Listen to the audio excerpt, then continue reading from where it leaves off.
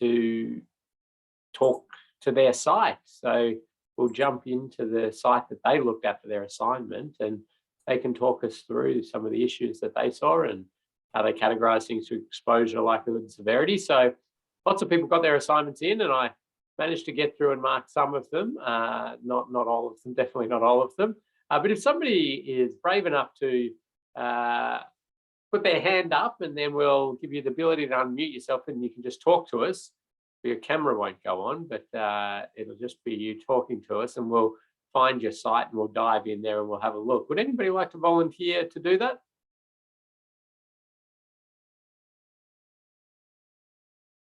You're on mute, Kathy.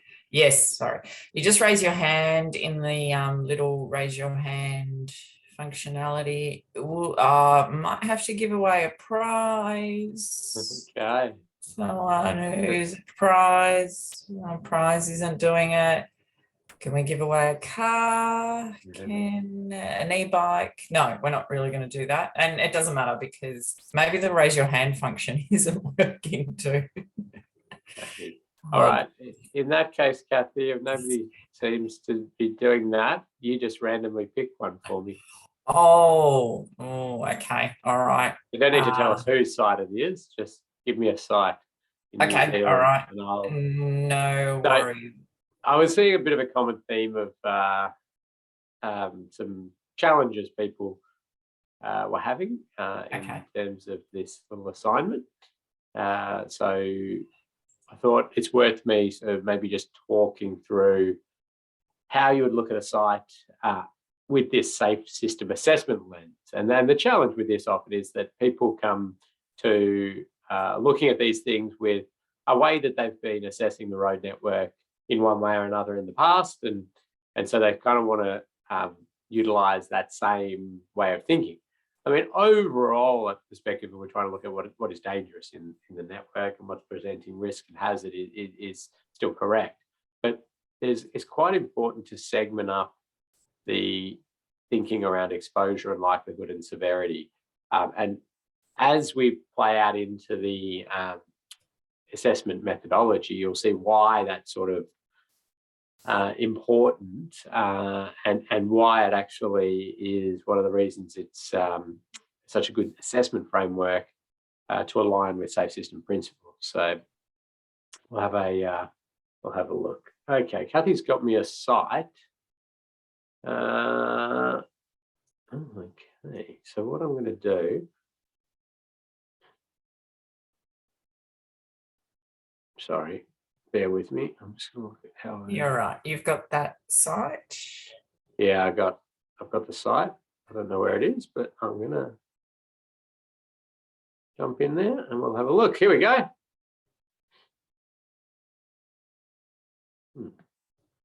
Okay. So we've got a intersection here. Good. So that was part of the assignment, was find an intersection. Correct. This is an intersection. And it's a signalized intersection, obviously, in a somewhat built up area. So the first thing we're looking at is exposure to crashes. I'm just going to jump up to street view here. I don't know which that intersection was actually.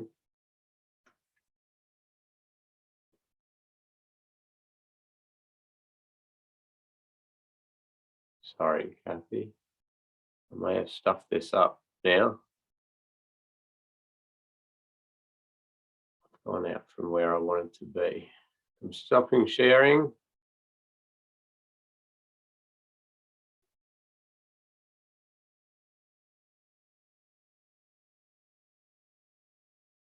Okay, let's just stick to our street view then.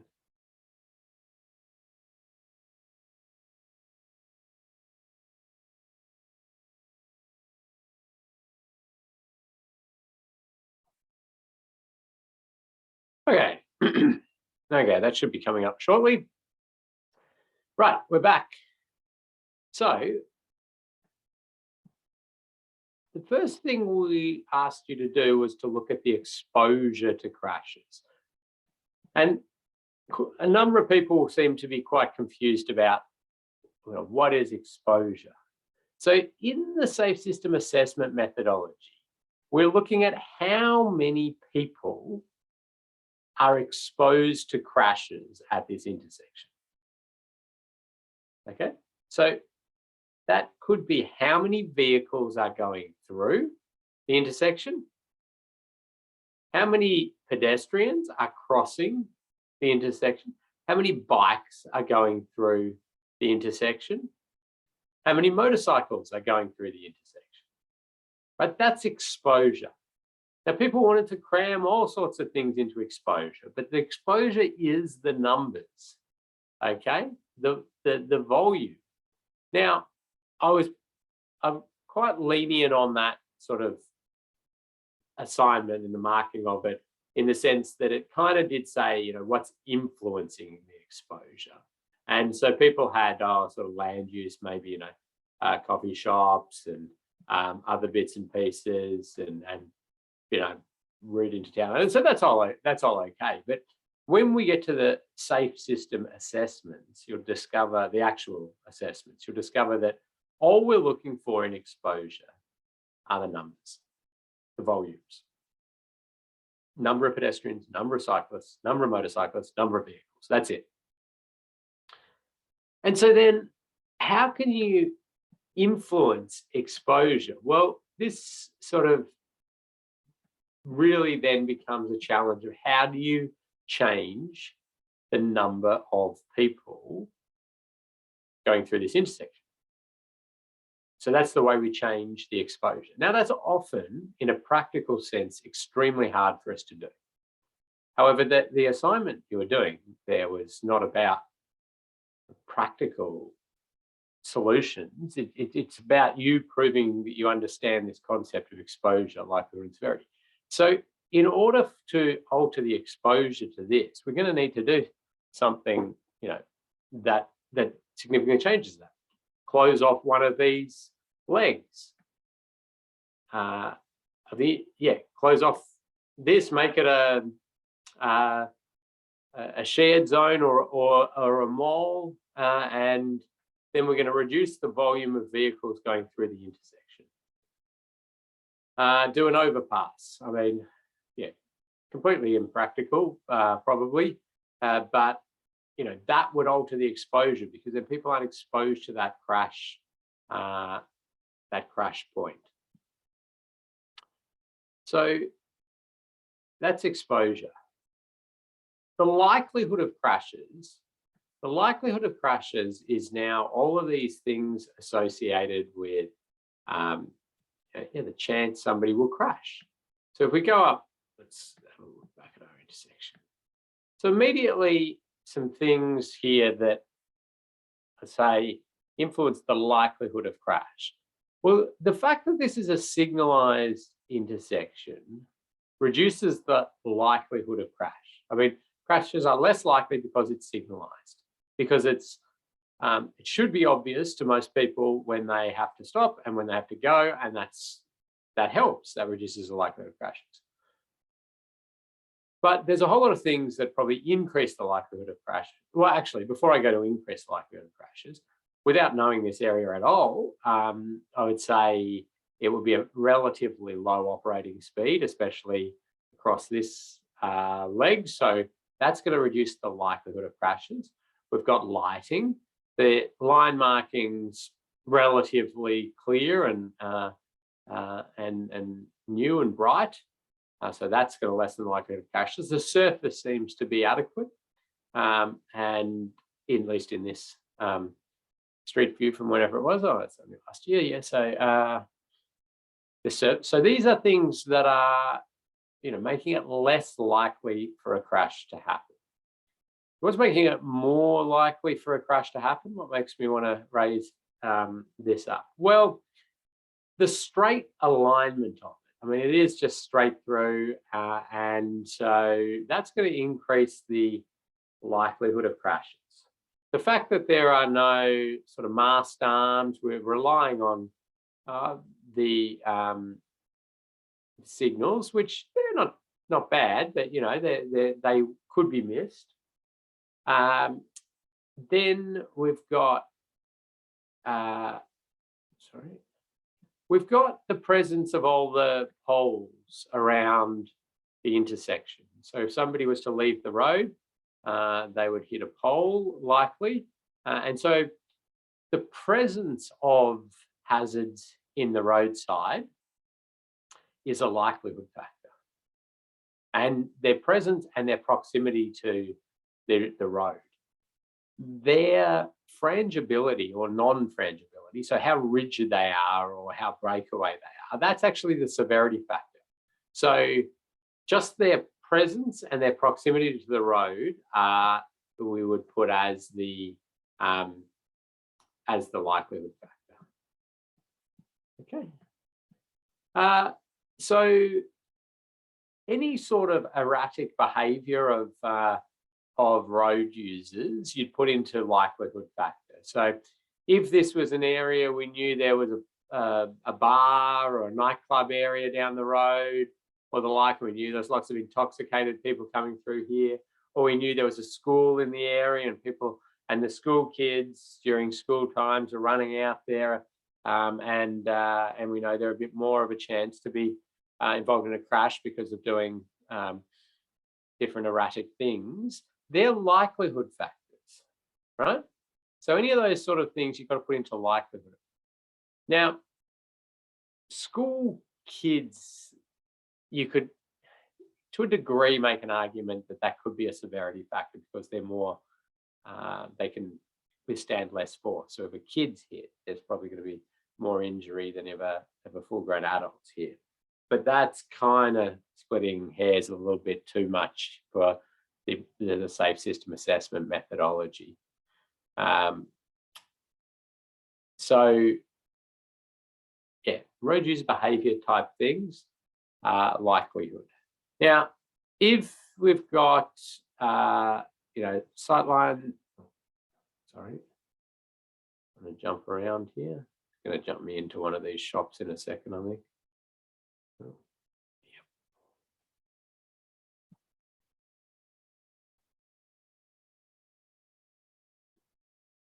So I don't know the phasing and things of this intersection. It kind of looks like it's fully controlled right turn. If it was not fully controlled right turn, that would certainly be a factor I'd put into likelihood because it's about the signals. So anything with signal phasing, signals or anything like that, these are likelihood factors. Now you might in some situations say, well, hang on, with signals, it's gonna mean people are gonna slow down, and maybe there'll be some crashes, but they'll be lower speed because they've slowed down for the signals and those sorts of things. Yes, there might be some of those crashes, but what we focus on in the safe system assessment is the high-end crashes, and we know that with signals, for example, there are those portion of crashes that still occur just at as high speed, if not higher, and at the same angles. And so what we're doing is reducing the likelihood of crash. Anything to do with public transport, buses, bus stops, where people would get on and off, and the like, they are likelihood factors. Yeah, okay, so that's kind of covered off likelihood. Now you get out there and do a lot more sort of detail in there. Okay, this is a scramble crossing, isn't it? I'll give a prize for the person who can tell me another name for a scramble crossing. Pop that into the chat. Oh, that's very hard to... Is it? I think it is. Wasn't it a New Zealander who named it, Ken? I think it might have been, yeah, originally. Yes, because yes, it was Barnes, Mrs. Barnes. And John was in first with Barnes Dance. Oh, Jimmy Barnes, nice. Yeah. It could be Mrs. Barnes or Ms. Barnes. Ms. Barnes. I don't know. Somebody might know actually. If maybe they're related to. I feel like it was probably John Barnes. I think that would be a good guess. So, I mean, this is where, okay, this is an interesting point with the Barnes stance. Okay, what's that going to influence? Exposure, likelihood, or severity? It's going to influence likelihood, if anything. Now, people might want to say, "Oh no, it'll influence exposure," because no, it won't influence exposure, because under a safe system assessment, if you're doing some other assessment methodology, maybe you might like to do it. Under a safe system assessment, the exposure to crashes of pedestrians is the number of pedestrians crossing. And it's going to be the same number of pedestrians crossing, whether they're crossing diagonally or crossing in a conventional form. Now, unless you think by the installation of this Barnes dance arrangement, there was this massive latent demand, and all these pedestrians now decided to start crossing the road, whereas before they would have stayed in their shop or driven through the intersection or something like that. But it's the number of pedestrians crossing the road. Now, Barnes stands from a road safety perspective are, they're okay. They're not game changers. They have a small reduction in the number of crashes involving pedestrians for left and right turning vehicles. That's it. And so we would say there's a reduction in the likelihood of crashes, and it's a small reduction in the likelihood of crashes for the fact that this has that arrangement. Okay, so then we get to severity of crashes. Now, severity. Oh, so sorry. Before we go off likelihood, what could we do? What could we do to influence the likelihood of crashes at this location? Well, that could be anything associated with us making the signals more visible, putting mast arms on there, slowing vehicles on the approach, be that through raised platforms or speed limit reductions, putting some sort of speed cameras, red light cameras on this, anything associated with that sort of stuff. So the severity is really down to the speed of vehicles, the angle of vehicles, the vulnerability of the road users, the rigidity of any roadside objects that are going to get struck. Because this is physics and biomechanics. So anything that's really outside of influencing the forces that will occur and the transfer of force will be a likelihood factor. So this one, we talk about things to alter the speed of vehicles through the intersection, perhaps raising the intersection, and the poles. So you could look at slip-based poles. There has been some trials around the world around slip-based signal poles, signal pedestals and the like. So that's an option.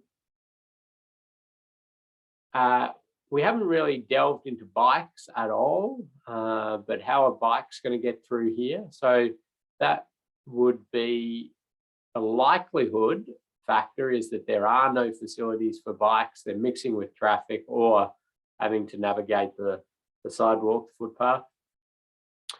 So they're likelihood factors. The severity factors for bikes are really the speeds of the vehicles and the fact of their inherent vulnerability. And so what could we do about that for bikes? We could create bike lanes on the approach. We could create dedicated bike facilities on the approach. We could create protected intersections. And these things are all really going to influence the likelihood of crashes, unless we get into some fairly serious separation with physical treatments. where then we might be able to say the exposure to crashes with vehicles is lower. Okay, so I hope that's maybe helped a few people in clarifying how to think about exposure and likelihood and severity. Now, when you're actually out there looking at an intersection and you get out there, like if I was to get out this intersection with a team, and we discover a whole lot more things that you can't get from street view and just jumping in. That could be the signal phasing, it could be the way people walk, it could be the fact that the barns dance actually creates more issues because of the wait time for pedestrians, which is increased. It's increased for pedestrians sort of traveling from here across to here. It's decreased from pedestrians wanting to go over to there. So you kind of want to think about where you use barns, dances. Is that potentially creating an issue where they walk against the red because they don't want to wait that extra time? And if so, that's a likelihood factor. We might discover, sightline issues with warnings. We might discover potential issues for motorcycles with, surfaces. There's a whole lot of stuff you'll discover potentially. It might be distracting stuff with these advertising. It's all about getting out there and having a look. Okay, any questions for me? Thank you, Ken. Comment came through, not major benefits from a slip-based pole at 50 kilometres an hour, would you say? Yeah, so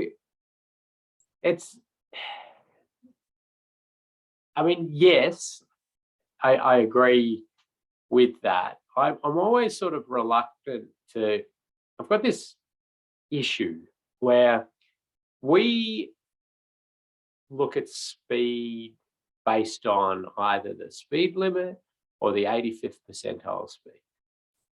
I don't think either of those represent the vehicle that will leave the road and strike a pole. That vehicle is in that higher end of speeding. And so it would be interesting to understand the speed profiles here, look at some of your higher end speeds, and then sort of make that decision. We do know from a kinetic energy perspective, a side impact with a pole above 30 or 40 kilometres an hour is pretty serious. However, in these sorts of environments, that is a side impact. So you have to actually yaw the vehicle. And when I say yaw, I mean, you get the vehicle to be sliding on its side. These environments are very hard to do that at a 50 kilometre in a sort of confined environment like that. So would I recommend slip-based poles in this environment in a safe system assessment? Well, without doing a bit more looking into it, I'd probably inclined to say no, I wouldn't. I put it out there to demonstrate what a severity reduction technique would be.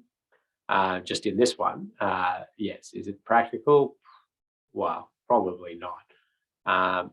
And to a degree, I would also probably, if I did discover a higher end speed issue here, try to address that using geometric features of the road rather than starting to alter roadside hazards in this environment, which I think is the point that whoever made that comment is making, which is I absolutely agree with that. Yeah. Kevin's just commented that it's a 30 kilometre speed zone through the CBD. Yeah, so it seems to be 30 kilometres this way. Is it 30 kilometres on this road as well? Oh yeah, nice one. Yeah, okay, there you go. So we really got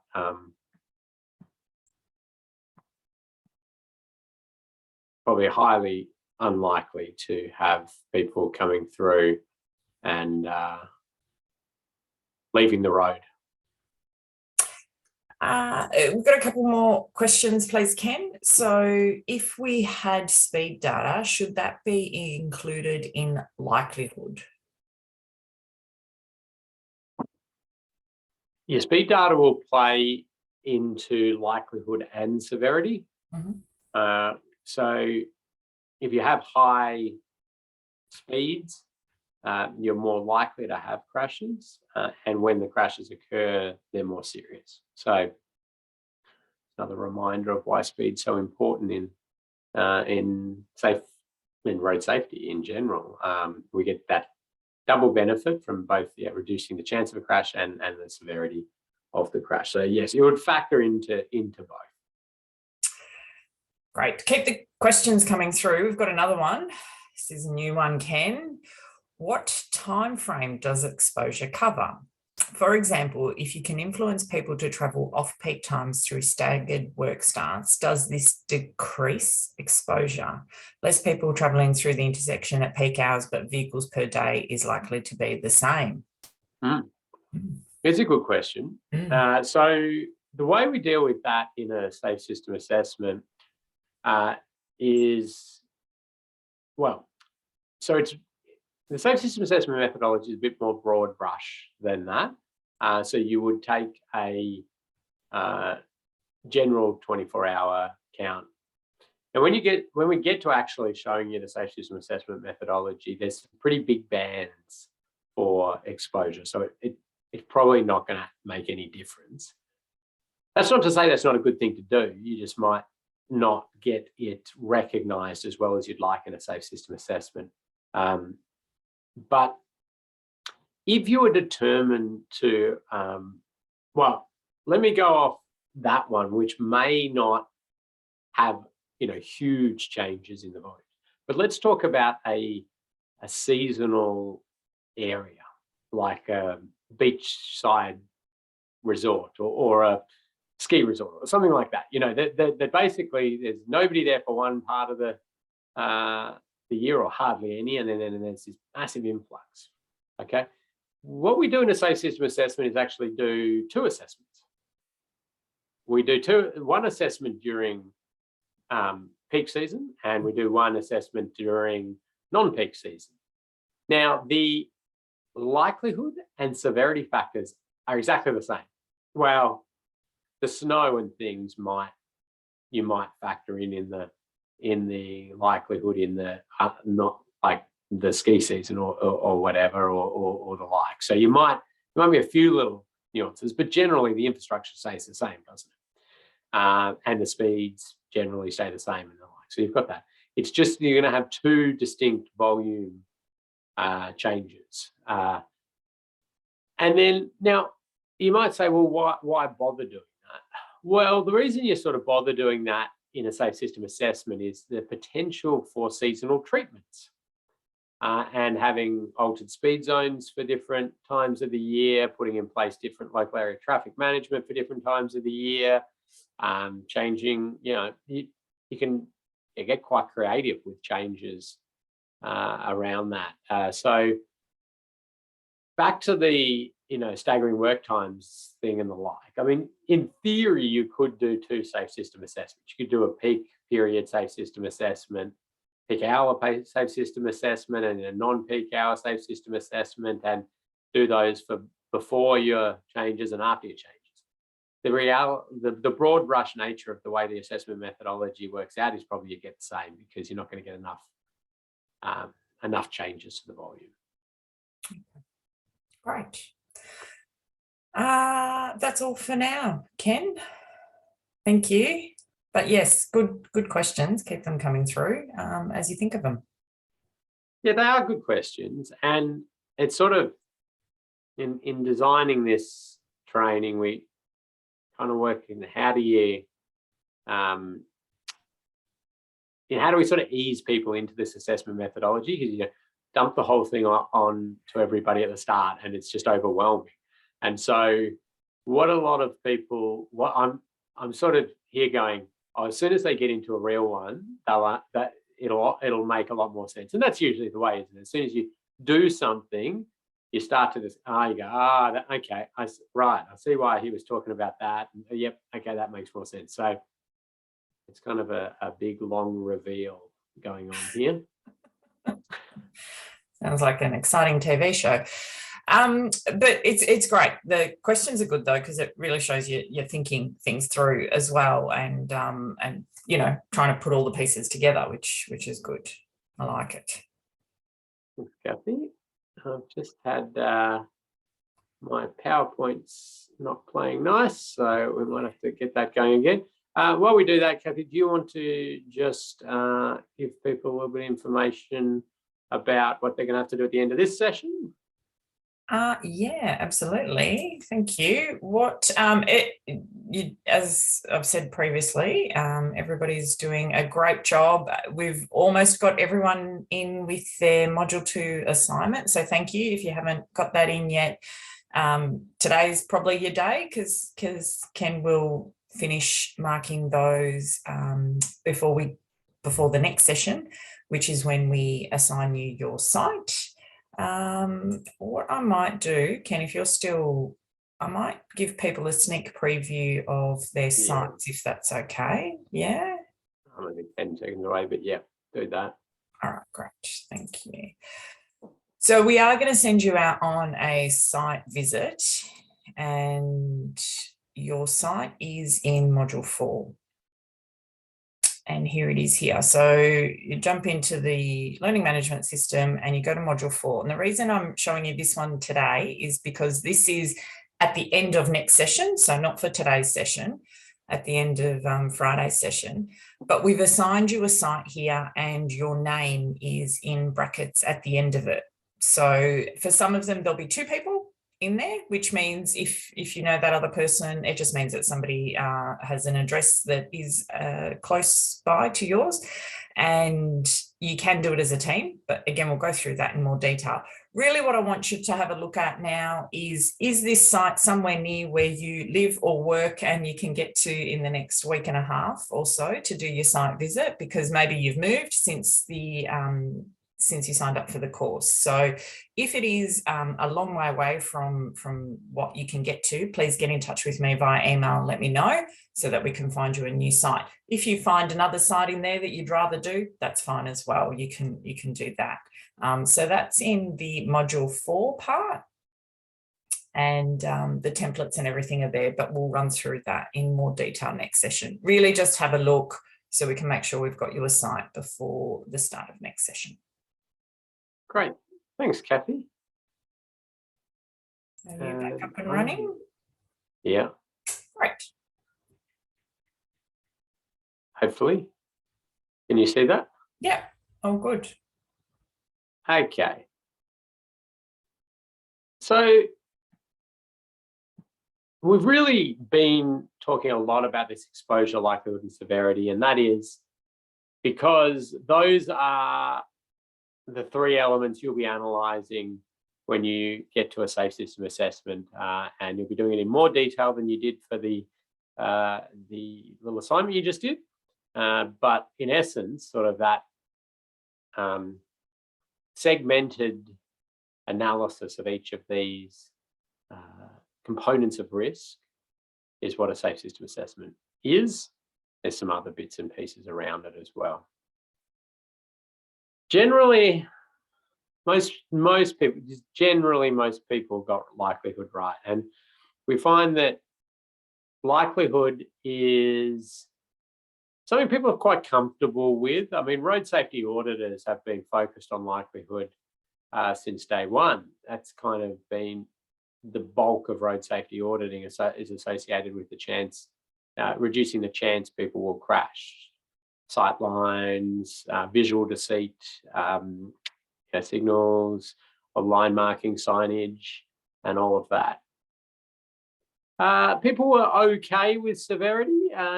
Some people are still a bit confused about that, putting signal changes in and things like that, which are likelihood. But remember, that's just your physics and your biomechanics, because the crash is happening, right? Now, how bad is it going to be?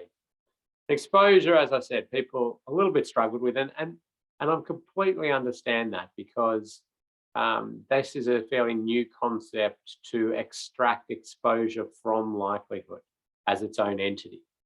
And so really just thinking about what are the numbers is how you can do that. What is the number of pedestrians? What is the number of motorcyclists? It's the number of vehicles. And so, as I mentioned, the way that you can alter exposure has to alter the number of vehicles or people exposed to this crash. So this one here with the level crossing that's been blocked off with a mound of dirt and a no entry sign. I mean, that means that the numbers have gone to zero that are exposed to the level crossing crash. Or this separation, okay, you've got to think of that from there were, instead of bike riders being exposed to vehicle crashes on the road, they've got their own area. They're not exposed to those crashes anymore.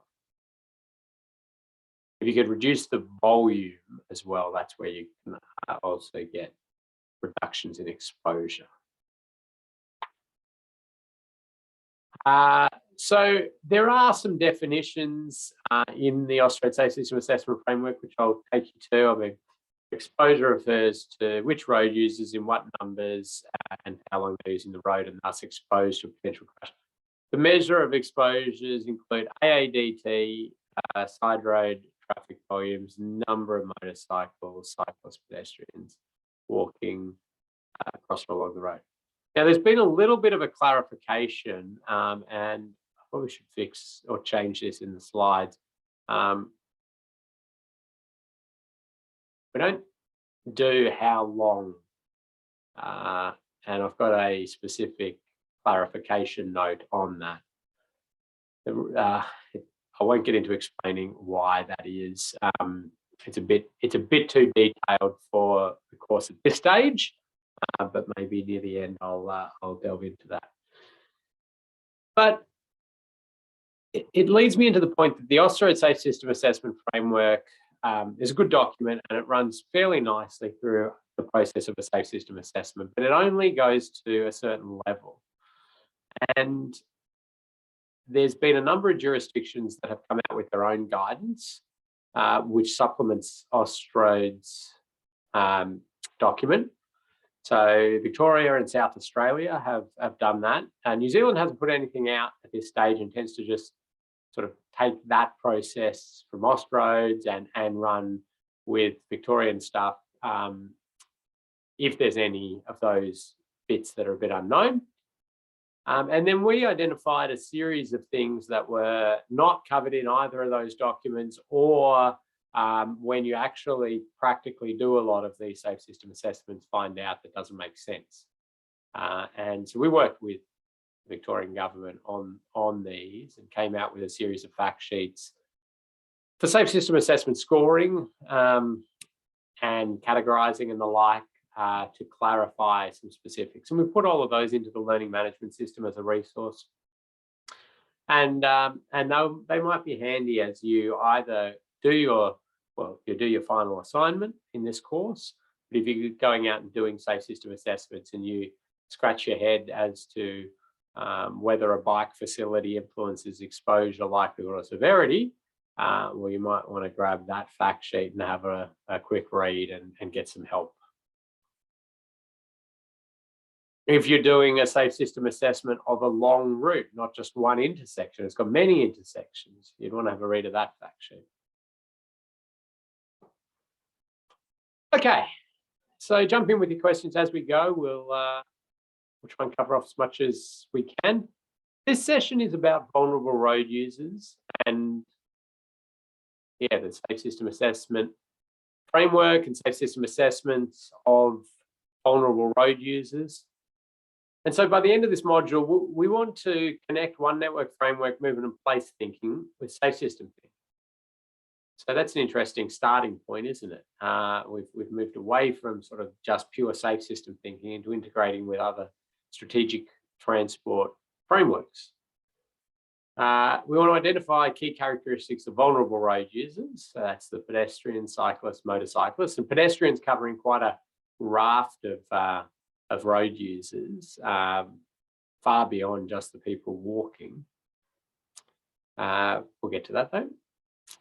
So identifying their characteristics that align highly with safe system principles, and categorize key factors for vulnerable road users into, surprise, surprise, exposure, likelihood, and severity.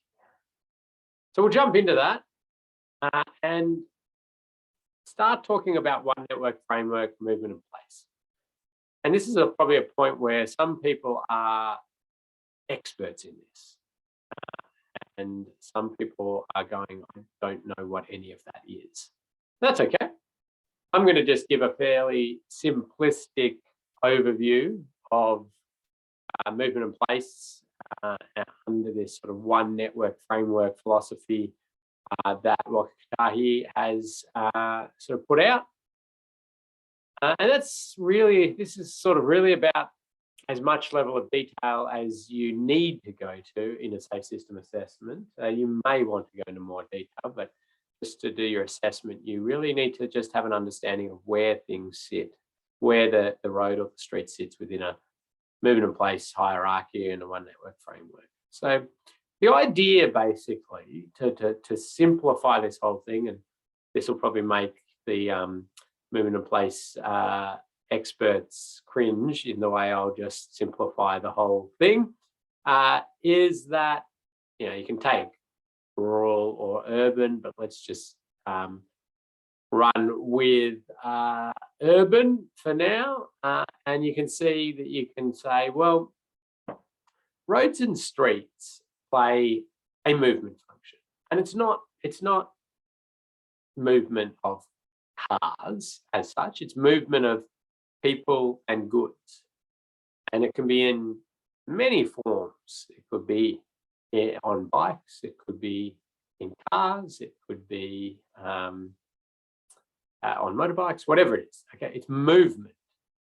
So, and then a road or a street can play a place function, and place functions are areas to interact with others, to socialize, to trade, and places that people feel belonging. So I think there's like 10 place metric factors or something like that, and along those sorts of lines. So this is a real identification that streets and roads are more than just a movement corridor for vehicles, for passenger vehicles. They could represent a lot of this, but we need to understand a little bit about what is the strategic function of this road. Is it a transit corridor? And this could be saying, it does, we do not want it to have place value. It does not have place value.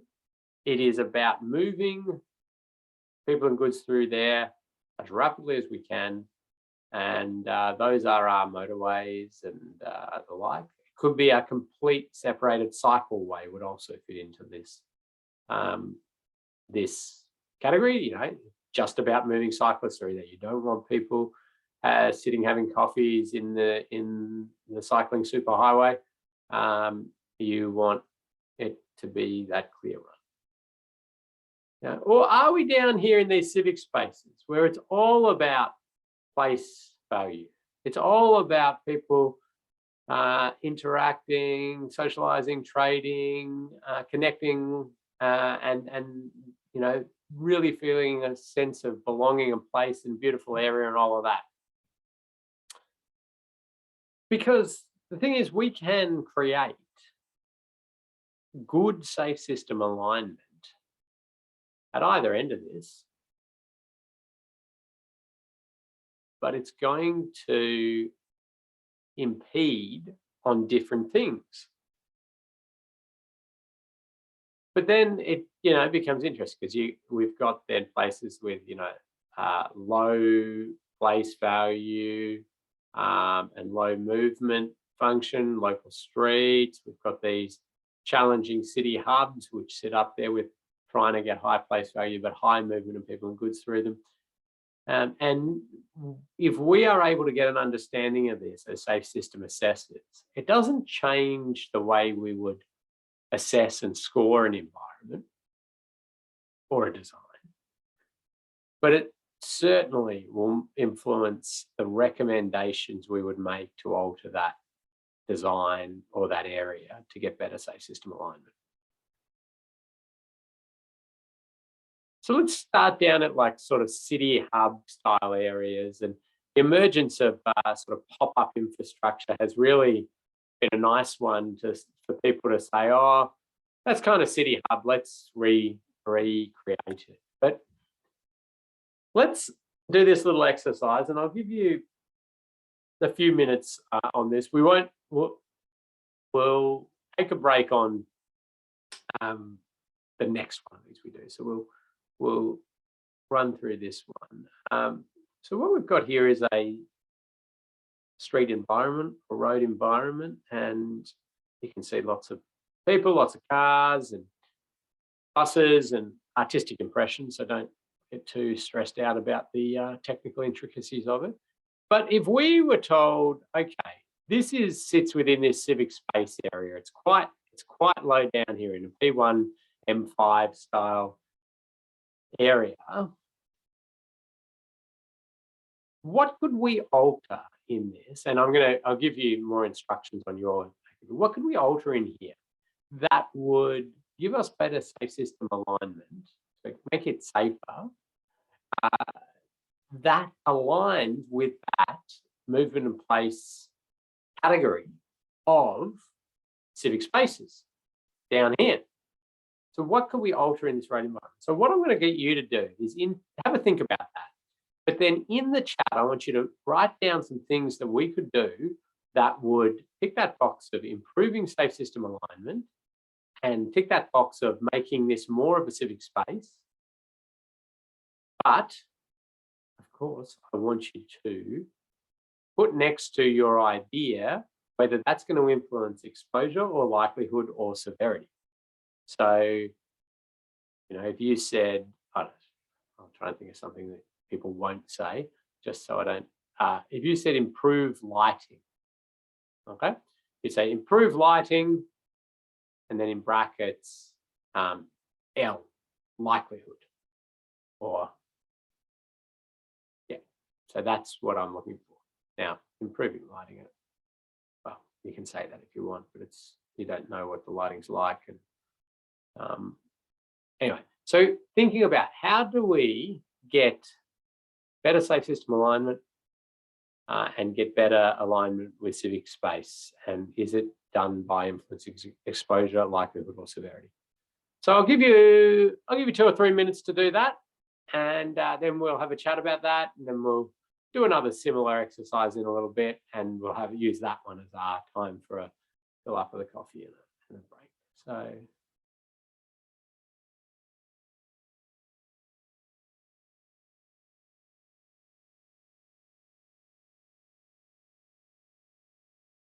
Stuff coming in there. I'm just going to read through a few of them. I won't get to all of them. I'm seeing lots of good ideas here, and struggling a little bit to see the names, Kathy. So you might need to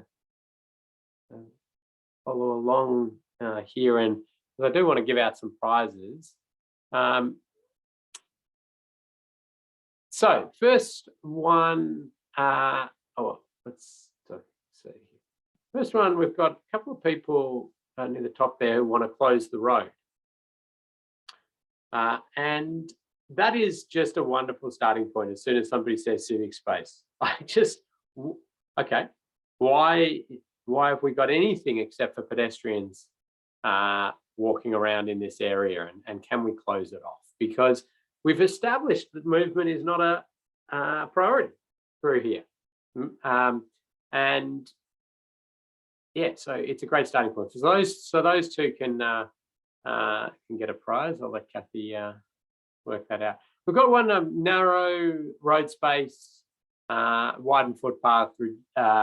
So widening the footpath is a great treatment in terms of increasing that place value. It certainly provides more areas for that interaction and that trade and the like. Now, the way we've been looking at road safety for many, many years, that would reduce exposure to crashes. But under a safe system assessment, we are going to attribute that to likelihood of crashes. So the thinking behind this, let me explain. Well, it could be, so if we've got a pedestrian crossing from here over to here, they have, yes, a certain distance to cross. If we're able to, realign everything and make it there, the pedestrian has a shorter distance to cross. As I said, traditionally that would be less exposure.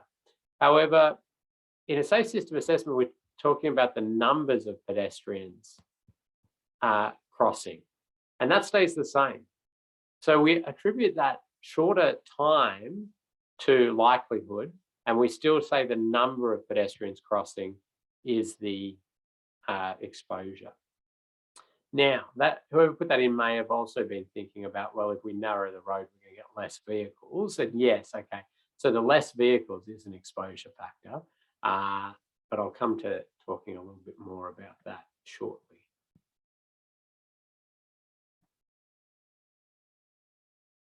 Okay, back into this.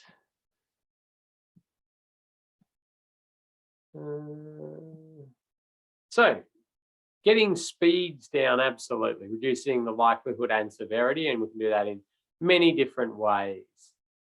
Okay, one-waying the traffic has come up in there, and that may be a good one. Now, people, again, would say, well, that's going to reduce the exposure to crashes. And I'd say, well, it depends.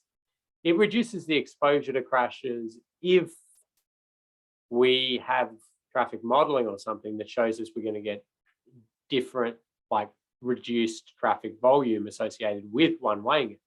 But if it's sort of being one-wayed and then parallel roads being one way the other way or something, you get a circulating system and you've got the same number of vehicles, the exposure hasn't changed.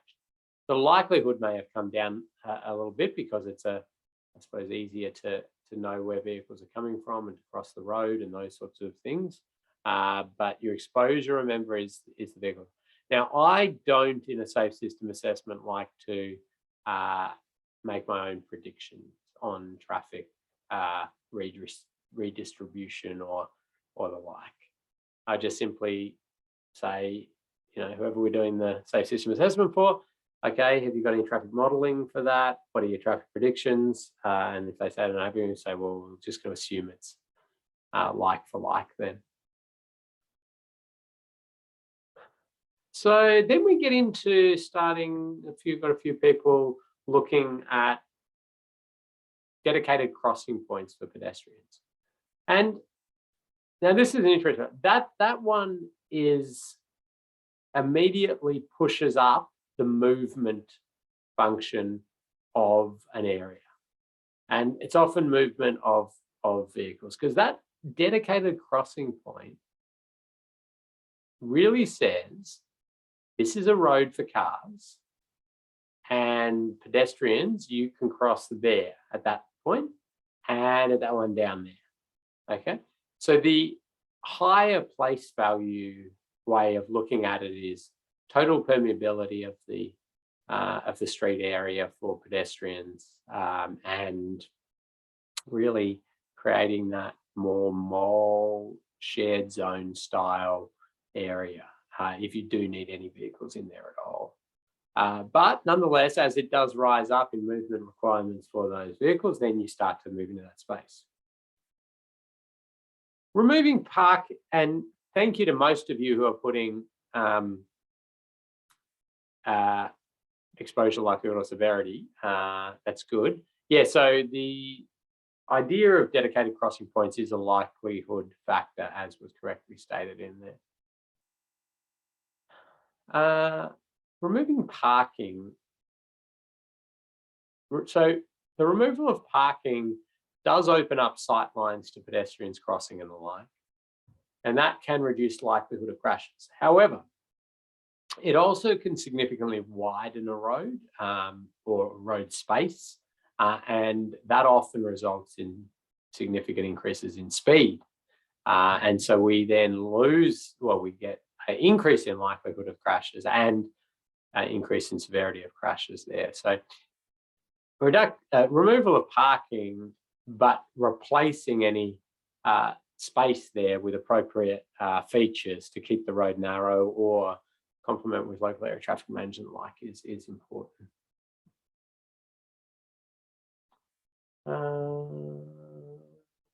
Just looking through here, see if anything else pops out that I want to talk to.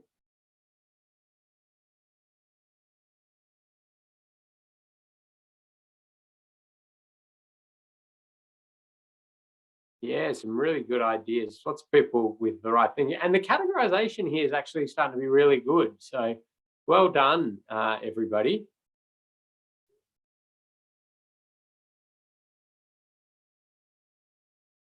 Yeah, so nice. Reducing carriageway widths using a whole lot of different features and the like is good. And yeah, if that influences the number of vehicles, yes, then that's a reduction in exposure. But if that just has still the same number of vehicles, that's likelihood and severity with the reduction in speed.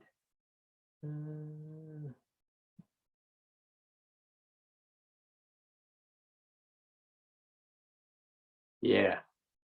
Okay. Well, it's really good. Thank you. And it's great input and some really good ideas in there. So, oh, still got a whole lot of scribble on it. Artistic impressions again, and I took this from actually a sort of NAPCO guide. So it's all, take it with a grain of salt. But these really low speed areas, permeability. As I said, I don't think they need that crossing point as such. That could be a nice shared zone. It's pretty much a shared zone as is. A big wide footpaths and a lot of that. Ideally, block it all off and make the whole area like that. But that's a nice feature. As you then increase that and step up that movement requirement, we start to see the introduction of dedicated facilities for movement, such as dedicated cycle lanes, roadways, crossing points, and the like. And they're all movement-related functions, but they're well aligned with safe system principles as they go. Okay, down in local streets, so we've actually dropped down our place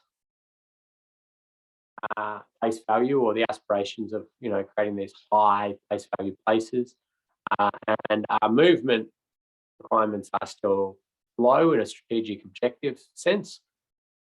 And so for these, it's a kind of similar thing. We won't do this one as a group, but we can sort of still do a lot of stuff that I suppose may traditionally look to impact the movement function of your local streets. Now, the place value is technically we attribute low place value to local streets. Now, the individuals who live on that street do not.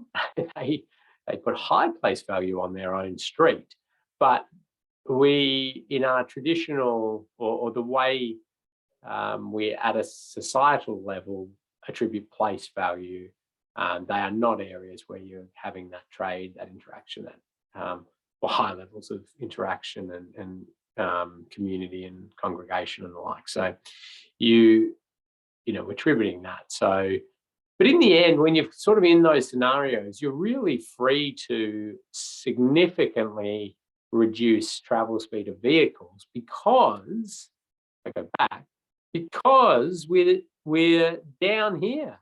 The movement requirements are low. These should be just for access to the houses, maybe occasional access of a service vehicle to pick up the garbage bins and the like. But we don't want people using these as movement corridors, as rat runs, and these sorts of things. So your ability to significantly dampen the speeds of any vehicles through there, and look for ways to restrict vehicle access. So the idea of full permeability for vehicles is definitely not what we're looking for in these areas. Okay, so yeah, I think you're getting the idea of this. Let's do the tricky one. These tricky areas up when you've got high place value, high movement requirements, and we'll go with city hubs. And let's have a look at a high movement, high place aspiration. So this is the strategic transport planners and the like have said, yes, we want this as a city hub in movement and place.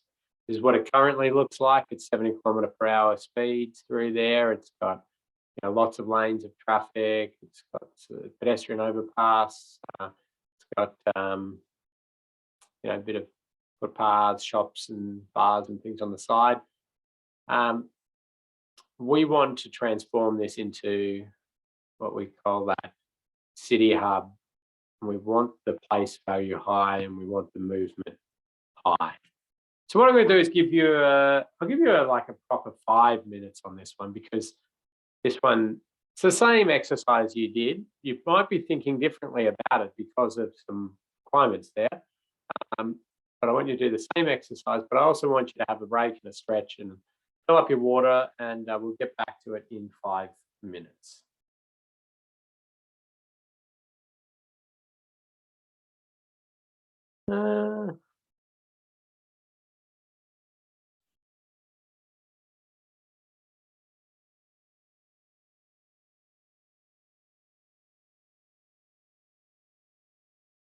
Yeah, okay. So people, I think, are still looking to put stuff in. I'm got a bit of a lack of stuff in. Kathy, are you seeing many comments? No, I think the comments definitely are working. Just double checked, but I think everyone has had a break, which is good. And so, hold on, maybe they're all coming through at once. Yep, no, they're starting to come in now. That's fine. Yeah. I thought the chat had taken a rest as well. Working, but no, maybe people were taking a rest, which is good. Yes, which is good. Fine. Okay. Okay, we'll give it a second. We'll get a few more ideas coming in.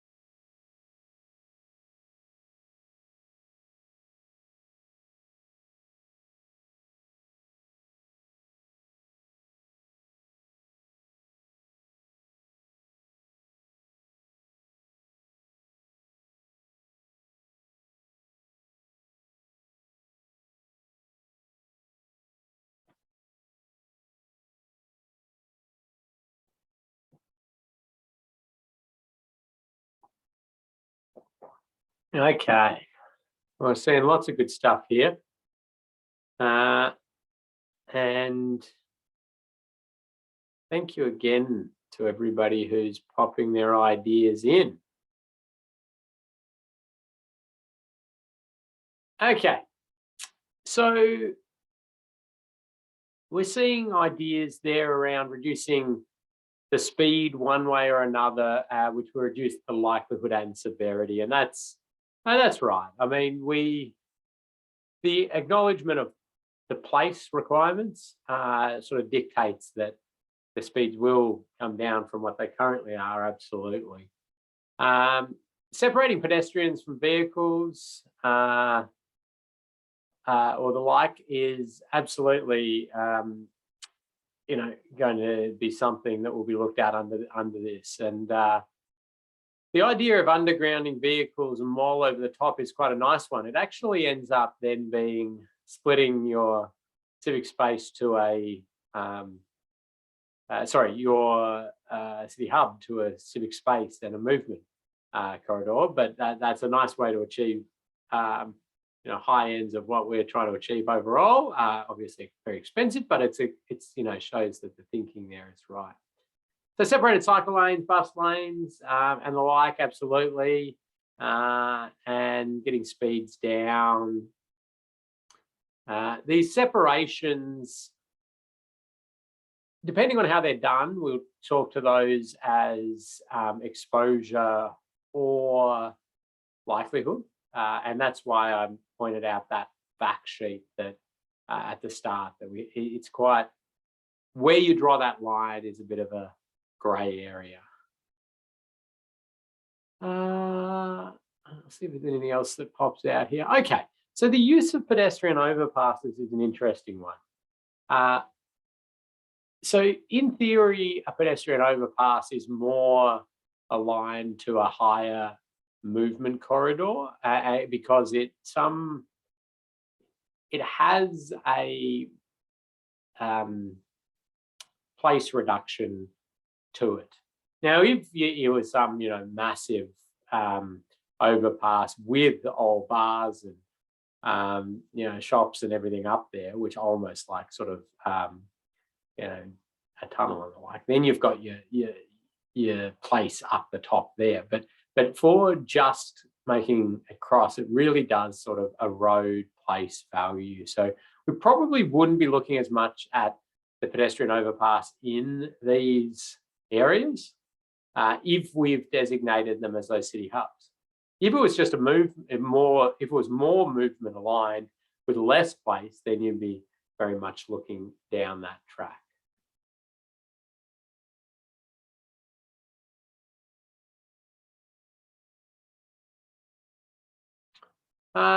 Lots of other good ideas there. I think everybody's sort of quite well aligned there. I like the idea of the use of raised platforms there for that reduction in speed, getting that likelihood and severity down. So those are some really good treatments. Let's have a look at the artistic impression of this one. And this is certainly, I'm going to give a big tick for higher face value. And I'm going to give it a big tick for better safe system alignment. And movement, I still give a tick for because we are moving people and goods through there. So certainly the acknowledgement of the cycleway and the you've got the busway there, you've got the traffic lanes and the like. Now, there's no doubt that this is going to reduce car traffic volume. It's just not going to be enough space for cars compared to the way it was before. But that doesn't mean that necessarily the movement has been eroded. That's the movement under a specific lens of a traffic route. Now, these can be sort of aspirational things for areas, and you can sort of chip away at them and move them over time. But it's certainly ticking a lot of those things that we're looking at. Speeds, I mean, if we are still talking about areas that hold high place value, have high pedestrian activity and the like, we are talking about speeds down at somewhere in the 30 km/h range. That's vehicle speeds through into that. So we do see the emergence of these sorts of areas, and I think some of these examples is Christchurch there, and separated cycle facilities, getting more and more place value related out of it, and keeping the speeds of vehicles down, but still maintaining some through movement ability And treating our intersections can be challenging on that sort of arrangement. I think the protected intersection successes that we're starting to see, I think are going to filter, throughout Australia and New Zealand more. Here's just the one in Albert Lansdowne Street in Melbourne, which is the one that's sort of getting a lot of evaluation and the like. This is not quite exactly that same environment we're looking at, but I did want to sort of show you that facility, and I'll talk a little bit more about sort of bikes shortly. Okay, and when we're into urban connectors, we're talking about sort of your arterial network where we're not trying to retain the high place value, and it can be those areas where you do restrict pedestrian crossing, you restrict the ability to cross the road at any point or congregate or the like. And so we do start to see these sorts of facilities. You can, these are the only sort of areas where pedestrian fencing may be appropriate, or landscaping to stop people getting across. I'm not a big fan of pedestrian fencing usually, but occasionally, and if I am, it's in these road environments. But it could be also a full cycleway facility, dedicated cyclists only, and again, the same stuff. This may be the areas where overpasses are more appropriate because we're not trying to impede traffic and we're not trying to make it a nice, super nice place for pedestrians. Don't worry, make it not a nice place for pedestrians, but that's not our objective there. But you do have to think about the intersections that you still have in those and ensuring that we do come back to our safe system threshold speeds and making sure they're tolerable.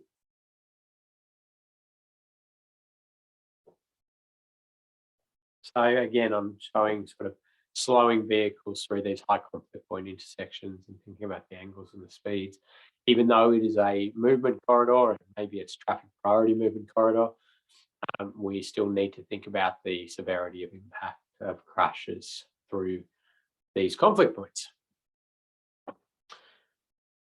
Okay, so we sort of established movement in place context, and before you embark on a safe system assessment, you would, in an official, official safe system assessment, you would want to be understanding the One Network Framework movement in place categorization of the area and their aspirations for that under the project and the future of it, in order to help them with recommendations. You're all doing a really good job there of coming up with ideas now, and you adjusted your ideas based on the movement in place categorization, and that's what we need to do.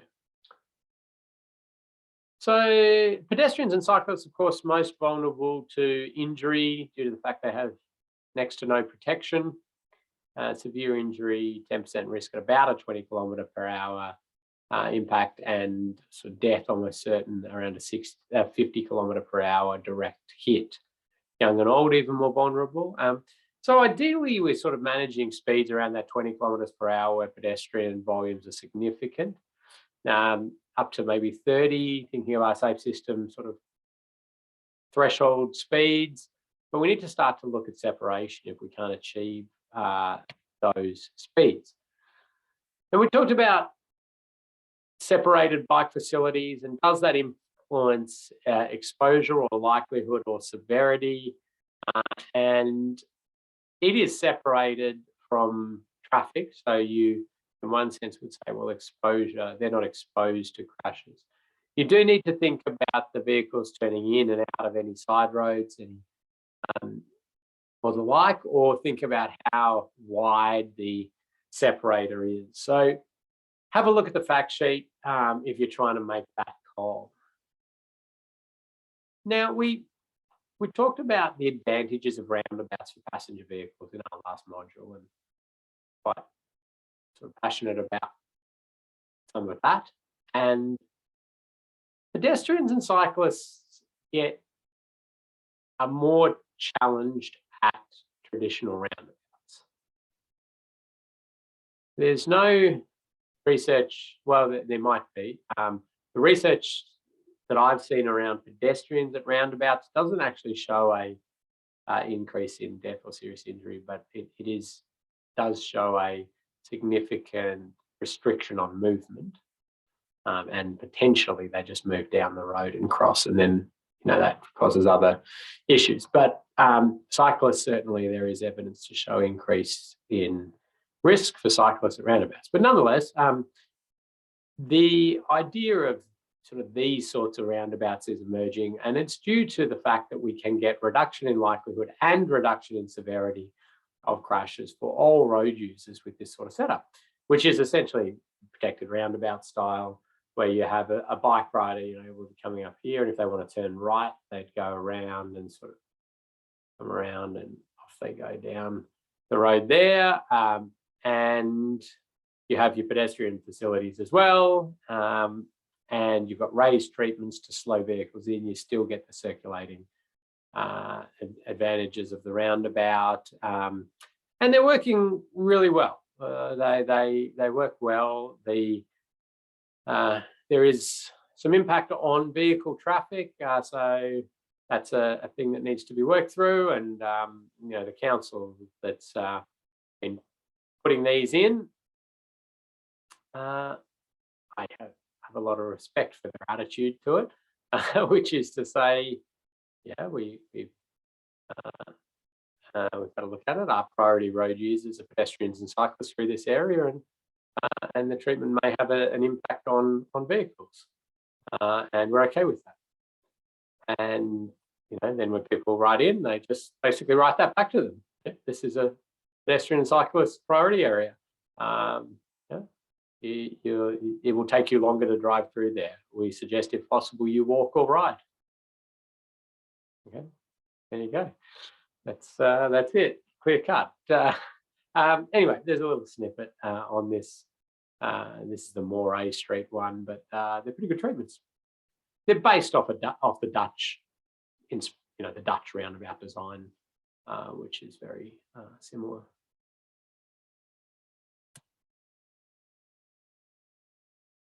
Can we apply this to larger roundabouts? And that's an interesting dilemma. We know two-lane roundabouts highly problematic for cyclists and pedestrians for that matter. And there's a variety of roundabouts that I sort of marvel at in different spots around New Zealand, and a couple of particular ones in Hamilton there, which I spent a bit of time in, and where I sort of am standing on a two-lane roundabout, and there's a countdown on the other corner. You sort of stand there and you're trying to, and I have to make a dash for it, and I'm reasonably active and off the mark pretty quick, and so and you sort of think, how on earth would an older person possibly ever be able to navigate this roundabout? And so it is a big challenge.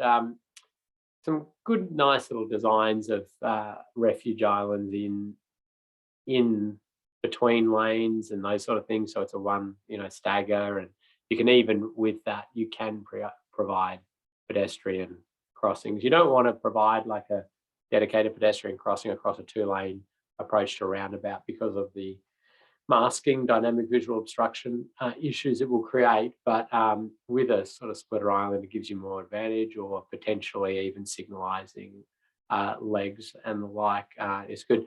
But the idea that we could possibly have pedestrian priority, cyclist priority over legs, and then have either, well, the Dutch, for example, would just go under at these points. It would be an underpass, get you through there, which would reduce the exposure at that point, reduce the likelihood and severity at that point, and you've got sort of ticks all around.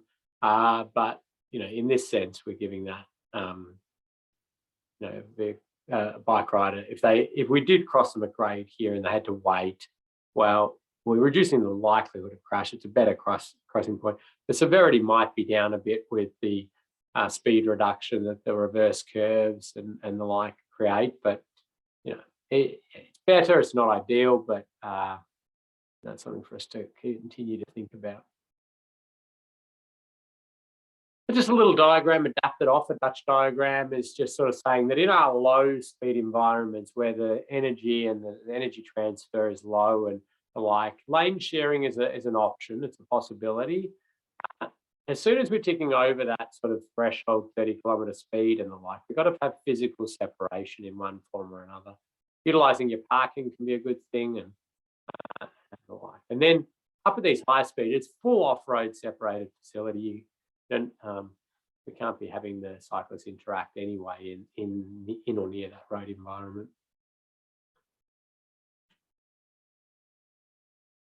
So pedestrians. So we know the vulnerability of pedestrians, but we do know some things that reduce the likelihood and severity of crashes. And I call it a wombat crossing because that's how I was always taught that a raised pedestrian crossing in New Zealand would be an appropriate term. And it very much is that this reduces the likelihood and severity of crashes. Now, we know that a non-raised pedestrian crossing, this is very general comment I'm about to make, does not improve road safety or makes things worse. Okay, there are circumstances where a pedestrian crossing will improve road safety, but in general, with no speed reduction techniques associated with an area with pedestrian priority, like this, we see some reasonably bad outcomes because the pedestrians obviously stepping out because they have a priority, the vehicles not slowing down occasionally, and we have a high severity impact. As soon as it's raised, the significant benefit in safety appears. Now, I understand that red is no longer the colour of choice or used in New Zealand for your raised crossings. So not many other jurisdictions would, well, certainly Australia and New Zealand, nobody's using red except for the city of Yarra, I discovered, who like that. But anyway, the colour of it is really just a likelihood factor, the signage likelihood factor and the like, but the raising of it, the slowing of vehicles associated with that is your severity reduction technique. And it actually enhances then the likelihood reduction because you've got the lower speed and it's clearer.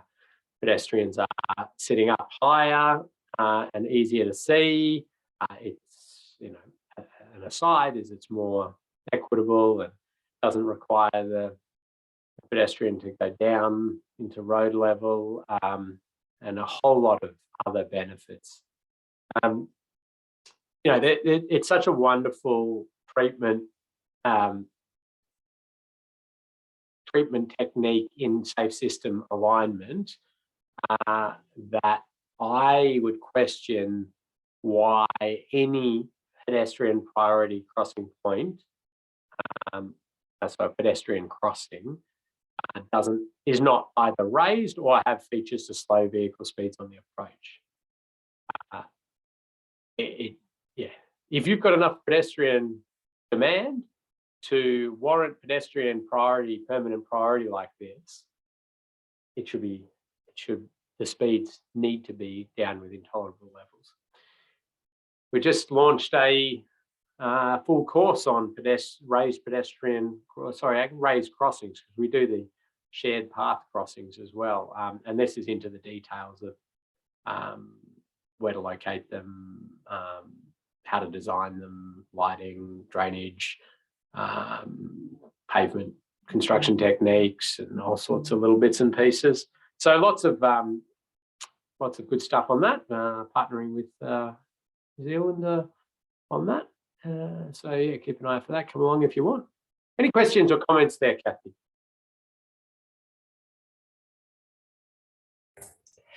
Yeah, we have a question about how do you establish pedestrian demand, Ken? How do you establish pedestrian demand? Yeah, I don't have a good answer for that. Probably you can predict demand, so you can latent demand, and obviously you can do some desire line analysis, but I don't really have a definitive answer. I can ask some colleagues who are more into the planning end of those sorts of things, and see if we get any good answers on that. But anybody else on the group has any better answers than me, I'd be interested in that as well. I mean, from a safe system assessment perspective, it's kind of easy because you're usually given the predictions or the fact that the facility has already been built, and they're going to put a pedestrian crossing here because there's shopping centre being built there and train stations there, and you go, okay. I don't need any more information there to know that that should be a raised crossing in order to maximise our safe system benefit. But yeah, it's a good point. It'll be a good one, Mark, there for us to have a coffee and a chat. Coffee and a chat. Okay. What are your thoughts on the use of sharrows? Yeah. So sharrows, for those who don't know what a sharrow is, I saw one. I popped one in, didn't I, somewhere back here. If I go past another wally, don't count it. There's a sharrow. For those who aren't familiar with what a sharrow is, it's a symbol to indicate that the space is is shared between cyclists and vehicles. It's a shared sort of space. For very low speed environments, I'm okay with them. I mean, I don't think they do a huge amount of benefit, a huge amount. It's interesting. We've done a fair bit of work on roundabout design for cyclists and having, what type of roundabout are you going to encourage the cyclist to share the lane, claim the lane before entering the roundabout. And Austroads is sort of established in your lower volume roads, in your single lane roundabouts. That's the best option, is to terminate your bike lane, use some sharrows, get the cyclist to claim the lane, navigate the roundabout. And while I kind of like that, and that's fine for me when I'm riding and commuters and the like, I say, well, are we ever going to get kids riding to school again using that? I mean, I'm not going to let my kid get out there and try and claim the lane over of these larger vehicles. So I've got some challenges with it from that perspective. I have not seen any actual studies or the like to indicate whether they are effective from a road safety perspective. So be interested if people do know about that. I think it'd be very predicated on the specific location that they were put and how they were put. There you go. I sort of haven't really answered that. I gave a few thoughts on it, but happy for others again to comment on that. I think you did. The question was, what are your thoughts on the use of sharrows? Okay, yeah, good point. I gave my thoughts. Careful how you ask your questions, people. Okay. Yeah. Ken, we've got about 20 minutes to go. Okay. Oh, sorry. You looked away in thought there. I was thinking about sharrows, and I'm really not. There's some, like, if you said, what are your thoughts on raised pedestrian crossings? Whoa, love them. They're the best. They should be everywhere, and they are wonderfully aligned with safety principles. What are my thoughts on sharrows? Yeah. Can I give my thoughts on sharrows? Yeah. Rubbish. Okay. That's fair enough. I'm not going to cycle on a road with a sharrow and feel any safer. Yeah, okay. There you go. What about if you're driving on a road with a sharrow? Do you look a bit more for cyclists? No. Okay. There you go. There are little study, sample size 1 goes not so much. But yeah, if anybody's doing any studies into that sort of stuff, let me know. I'm always interested in that. We'll put out a snippet on it. Good. Okay. Right. I think this is an interesting little insight. So this was a while back in Adelaide, and they were doing some electrical works in the in the refuge island thing down here, and so for the week and a bit or whatever that the people were working in this area, the speed limit went down. It was a 60k road, and it went down to 25 kilometres an hour. That's the South Australian work zone speed limit. Yeah, we would put that to 40, but 25. They put up the barriers, and they went about doing their work, and then they finished their work, and the barriers were removed. The speed limit went back up to 60, and then there's about 3,000 pedestrians a day who stand, in that spot and cross this road. And you sort of go, well, why are we providing that level of protection to the workers, yet we're not giving that level of protection to the travelling public?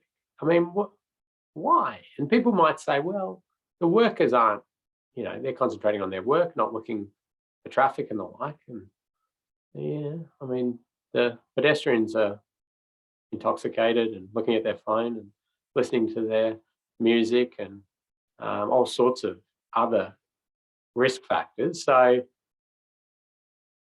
it just shows me that we kind of know what we want to do to protect vulnerable road users. We just don't give that level of protection to the travelling public.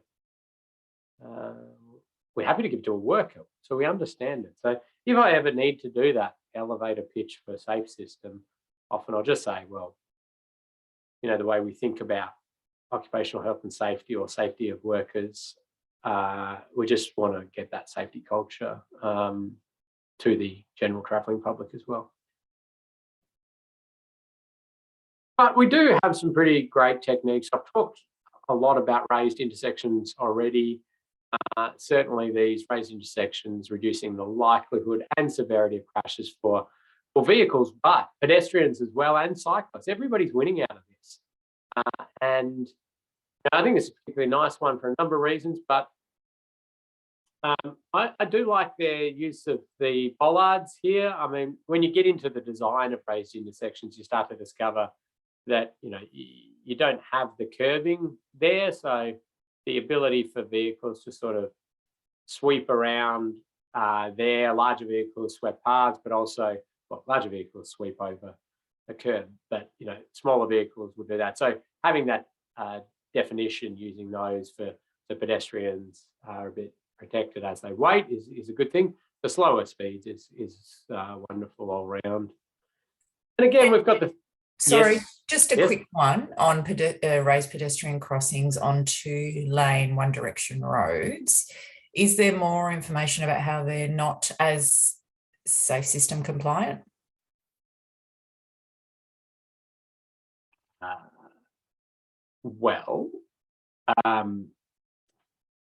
Yeah. Is there more information as in documented or? Yeah, I guess because you mentioned it not being, is there some documented stuff on it? Yeah, yes. I was just drawing some diagrams of that recently, which I can jump out and show. But yes, it's pretty well known, and it's very much in sort of different design guidance that you don't do pedestrian priority crossings across multiple lanes in the same direction due to dynamic visual obstruction masking. I'll just draw it quickly instead if people are going, what is he on about?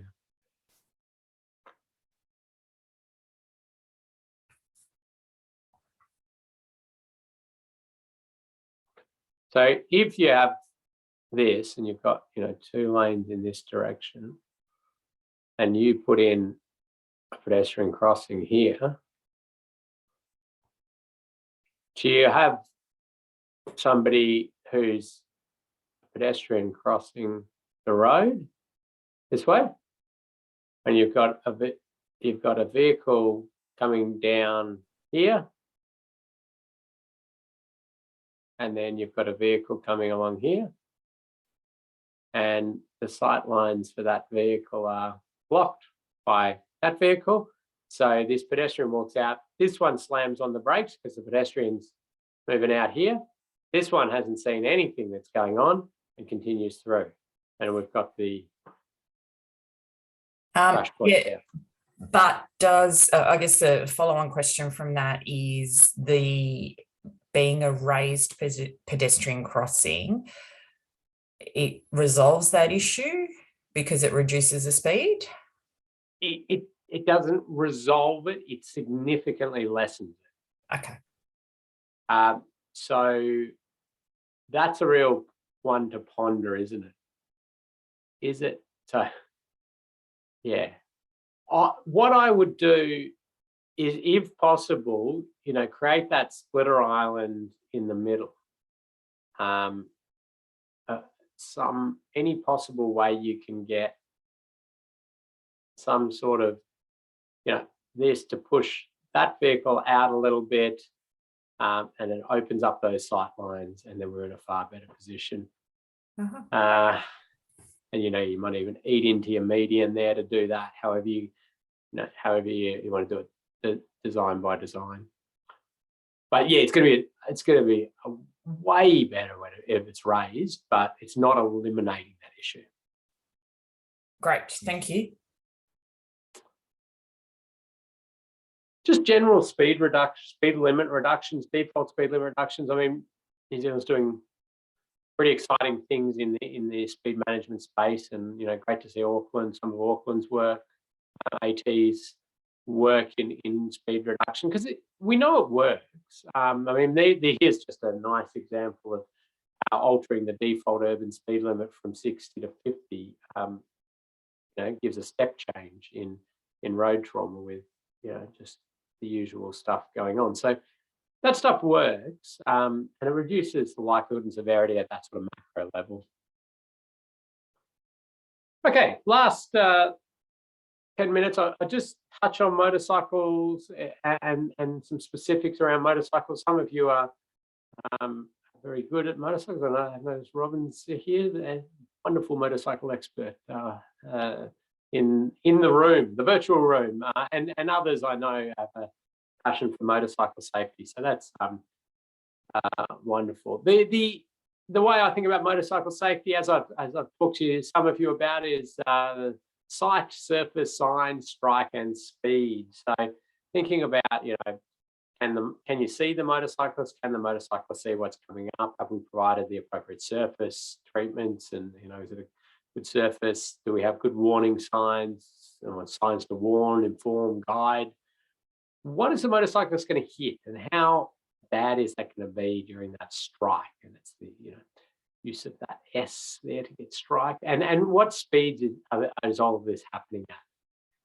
But if we look at that in that likelihood and severity, we're thinking about the sight, the surface, and the signs are all in trying to stop the crashes happening in the first place. The severity is that management of energy, and in terms of strike severity. And then speed, both likelihood and severity. Now, I haven't delved into exposure for motorcyclists, but that would be if you are able to create dedicated motorcycle facilities, which isn't something that New Zealand's looked at in a lot of detail. Countries that have 60, 70%, 80% motorcycle as their travel look at those separated facilities to address exposure. But yeah, it's probably not something that Australia and New Zealand will be looking at anytime soon. Yeah, I'll just leave it at that in terms of exposure. So when we look at injury severity curves for motorcyclists, there's been recent research, 2019 study that's been released, which I can send to anybody, the full study on it. To understand, well, where do motorcyclists sit? Because we, in the past, had really said motorcyclists we'll just lump them in with pedestrians and cyclists, because that's kind of, they're vulnerable too. They don't have a shell around them, so it makes sense. this sort of work showed that they sit up a little bit more than that. They withstand more force than pedestrians and cyclists. I think that's, I personally believe that comes down to a couple of factors. Certainly the bike itself can provide some little levels of protection, but the nature of the average ages and stature of physical stature of riders, I believe that they're just a demographic that can withstand more force before they're killed or seriously injured. And we've got a better helmet set up, and sometimes body armor and leathers and the like. So there's these few contributing factors, but they still are nowhere near what a passenger vehicle can withstand. But here's some better, more accurate research around this that people can use. And this though takes into account fatalities and Maze 3 injuries, which is a high level serious injury. That's the injury severity scale, 0, 1, 2, 3, and then death. So let's just jump through sight. This is all likelihood stuff. Motorcyclists smaller, more easily hidden behind things like trees. There's a motorcyclist hiding behind the tree. Signal controller boxes, power poles, and these sorts of things. So thinking about that sort of sight line in that new perspective of that smaller road user. And that's just one example. There's heaps of stuff out there that you might be thinking about in terms of sight. Can the rider see what's coming up? Can vehicles see where riders are propped or the like? The surface is highly important for a rider, considering the lean, the center of gravity, the surf. You know, if the riders are slip out there a little bit, center of gravity, they're down. And it means that the surface is such an important aspect for a rider. And we call motorcyclists the canary in the coal mine when it comes to surface deficiencies, due to the fact that they're the first ones to be killed or seriously injured. And we do sometimes have large, things like steel plates, potholes, pit leads, just bad, road maintenance and the like, which are all surface challenges for a rider. And riders can be following behind other vehicles, can be a bit foggy, bit of fog on the visor and these sort of things. So like that's pretty obvious now, but you can think about scenarios like that where a bit of rain in the dark and it's, the likelihood of crash is just skyrocketing for a rider. Lots of good signs out there available to warn, inform, guide motorcyclists. There's been some trial use of this and some use of this in New Zealand, just specifically trying to warn a motorcyclist of the hazard. And this is all part of trying to address that likelihood of crashes. Riders are probably one of the road users most, they are the road user most attuned to signage and picking up clues from signs and what we're putting out there and talking to riders. So you can influence the likelihood of crash through appropriate signage. And that's like normal signage correctly installed throughout urban routes and touring routes and the like, but also you can utilize specific warning signs. So strike comes into that biomechanics of injury for riders, and we're starting to think about the severity of crashes and what can riders handle in terms of force before death or serious injury. And I'll show you a little crash test video. So this is based on the European motorcycle crash test for barrier systems, which is a 60 km/h crash. Well, you get one of these you get a normal dummy, you put it in leathers and you actually weld it some thumbs and do a little bit of neck alterations. But anyway, then you put it on a sled and you fling it at the barrier at 25-degree angle. There's two tests, one directly at the post and one between the post. And they're really for underrun protection, rub rail style protection, to see whether they work. So you do the one at the post and one at. So here's the one at the post without vehicle underrun, and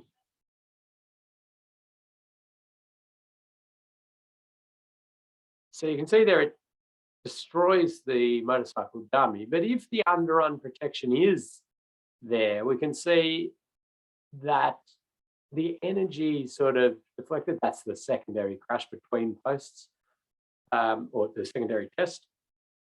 Funnily enough, and this is a bit of an aside, the secondary test between posts, when you put rub rail on, more often than not comes out worse, and it's due to the neck rotation that the rider gets in that impact.